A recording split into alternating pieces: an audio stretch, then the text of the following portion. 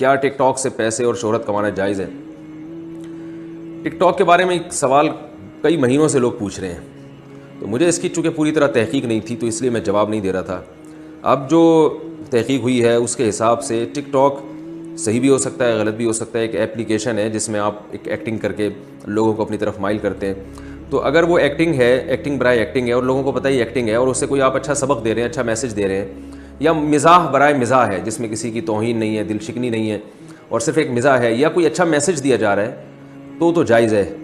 لیکن جو زیادہ تر اس کا استعمال ہو رہا ہے بیہودہ چیزوں میں ہو رہا ہے۔ لڑکیاں بالکل بے پردہ ہو کر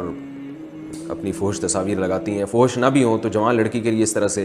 لوگوں کو اپنی طرف مائل کرنا ایکٹنگ کے ذریعے یا کسی بھی طریقے سے، یہ بالکل حرام ہے، ناجائز ہے۔ تو ٹک ٹاک میں اگر کوئی فحش چیز کو آپ پروموٹ کر رہے ہیں یا اس کا پیش کرنے کا طریقہ ہی غیر شرعی ہے، یعنی اس میں فحاشی ہے، تو وہ ناجائز ہے۔ اور اگر اس میں کوئی میسج اچھا دیا جا رہا ہے لوگوں کو، اور میسج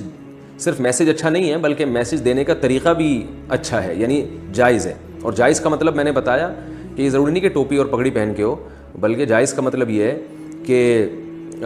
کوئی مزاح ہو، یا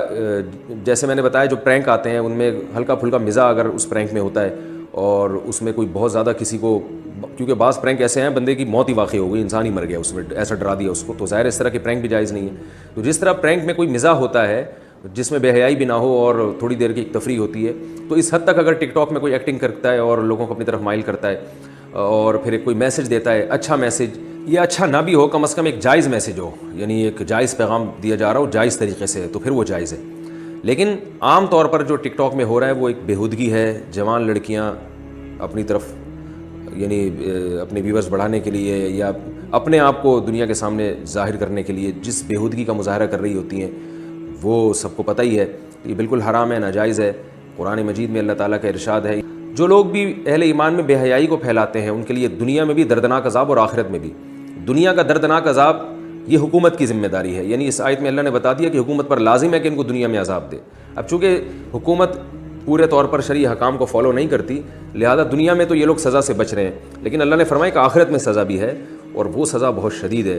تو ان لڑکیوں کو خاص طور پر جو اس طرح سے بےہودگی کو، بے حیائی کو پروموٹ کر رہی ہیں، ان کو اللہ کے عذاب سے ڈرنا چاہیے۔ مسلمان عورت حیا دار ہوتی ہے، لیکن یہ جو بے حیائی ہے اس کی آپ کو دنیا میں بھی بہت بھاری قیمت دینی پڑے گی اور آخرت میں بھی۔